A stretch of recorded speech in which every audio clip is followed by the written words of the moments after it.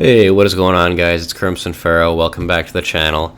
And in today's video, we're going to be talking about the crafting building. So, I had a subscriber that has added me in game to. He asked me to make a video on this, basically. And I think it's pretty good for newer players to look through this building and just see what everything does, because there's actually some super relevant stuff in here and some little gems that'll help progress your account farther right off the bat. So, we'll just go through tab by tab.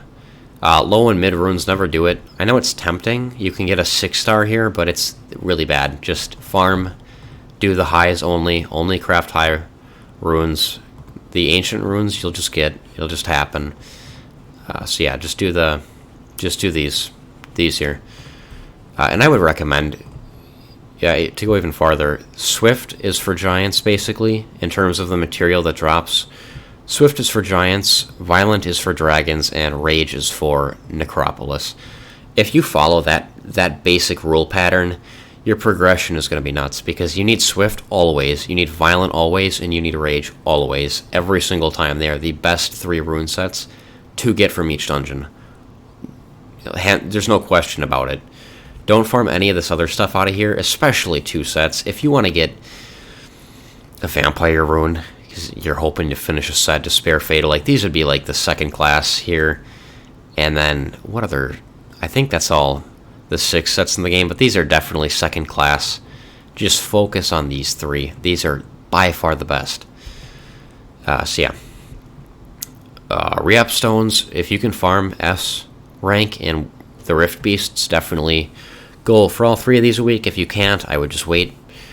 You know, it's all RNG. You could get something really good out of a couple stones, or you could get a lot of bad stuff out of 40. I mean, you can literally burn 40 stones and not get anything good.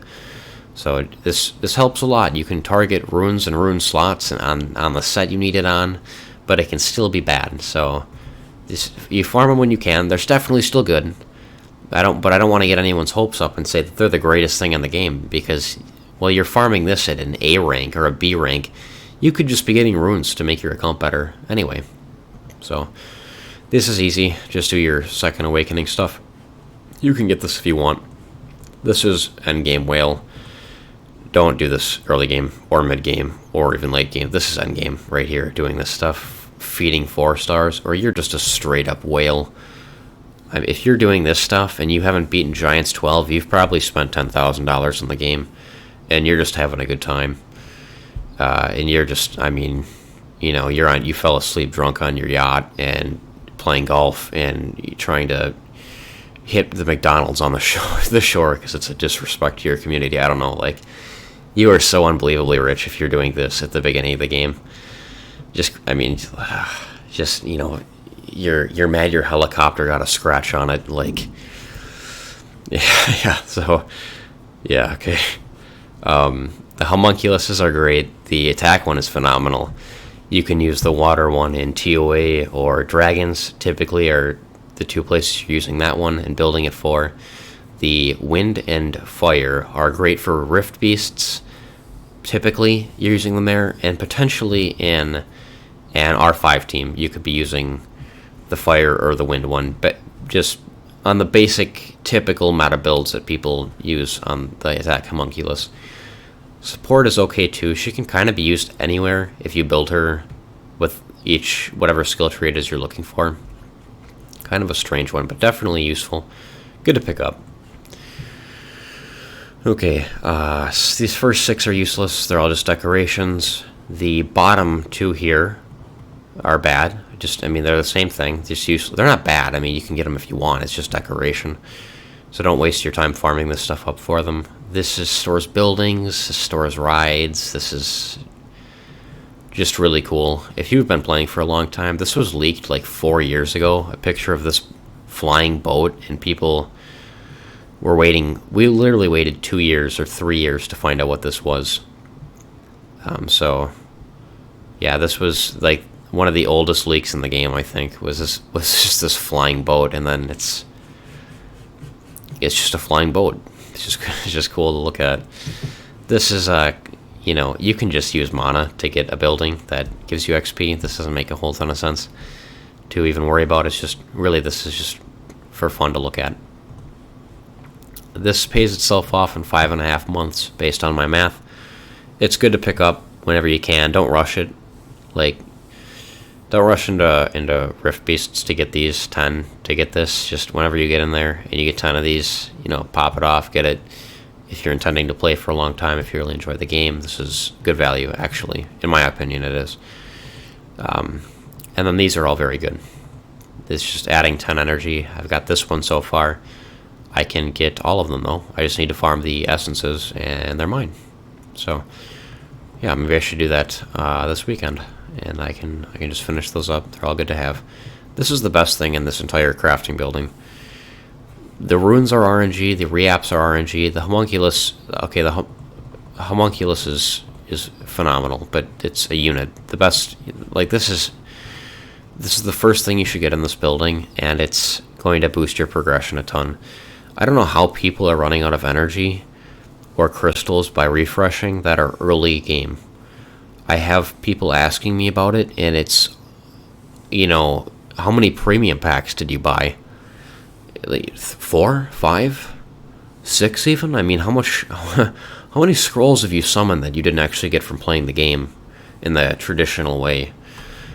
Because you shouldn't be running out of crystals early game unless you're buying a ton of premium packs. Like every 750 you get, you're buying a premium pack. Like, there's plenty of crystals they're giving out in the game, and yeah, a ton of scrolls too. I don't know why you need that many premiums to begin with. Maybe the first one, you'll get the first one if you're re-rolling a bunch of times, and your first 750 you're getting that to see, can I get this or this, and then yeah, so something like that. But don't waste your crystals on that. It's terrible value. 11 scrolls. It's just farm other stuff. This is phenomenal, though. Bad. Endgame whale. You are an endgame whale. You're that guy that got mad on the yacht. If you're getting this stuff, I mean, you can just throw away 9 4-star units to get 30 pieces here. It's not even a full summon for 9 4-stars. And you're probably going to get Basalt, Basalt would actually be good. You're probably going to get Amun.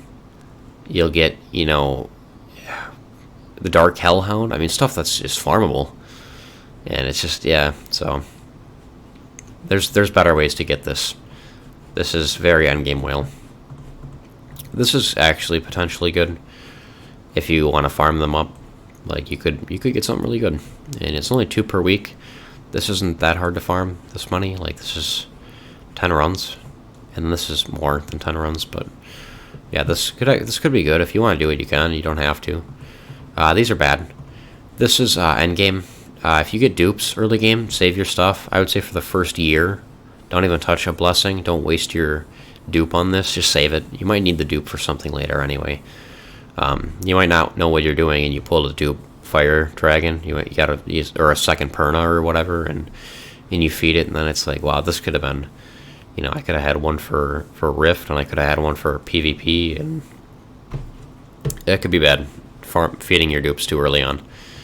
This makes sense. Don't do this, but you're gonna get a bunch of these from farming dungeons, and then at a certain point you just feed these into each other. You get hundreds of them if you keep playing, and then you can just feed those into this. You get this stuff, and then you feed even more of these to make more of these, or just getting the fodder here to evolve this to a 5-star Rainbow Mon. So this is later on in the game, but it's pretty nice they have this here for people that they just don't want to stop farming runes, but they get these anyway. So it's a nice little thing, but definitely later on in the game. These are costumes, and this is the I'm gonna keep it short here. If you're in 1050 begging for Lauren every Sunday, it's Sunday where I live. Maybe it's Monday where you guys live, depending on what server you're on and at what time. This is light day for Lauren. If you're begging for her and you're not opening this, you're definitely part of the problem.